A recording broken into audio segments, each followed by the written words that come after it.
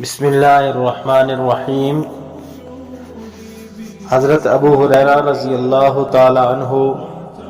حضور اقدس صلی اللہ تعالی علیہ وسلم کا ارشاد نقل فرماتے ہیں کہ جو شخص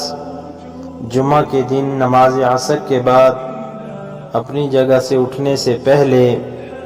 80 مرتبہ یہ درود شریف پڑھے گا: اللہم صلی علی محمد النبی الامی وعلی آلہ وسلم تسلیما، اس کے 80 سال کے گناہ معاف ہوں گے اور 80 سال کی عبادت کا ثواب اس کے لیے لکھا جائے گا۔ ایک اور روایت میں ہے کہ مجھ پر درود پڑھنا پل صراط پر گزرنے کے وقت نور ہے۔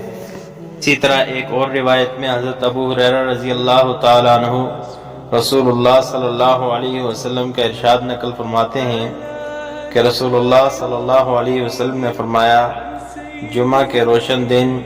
اور اس کی روشن رات کو مجھ پر کثرت سے درود بھیجو، کیونکہ تمہارا درود مجھ پر پیش کیا جاتا ہے، صلی اللہ علیہ وسلم۔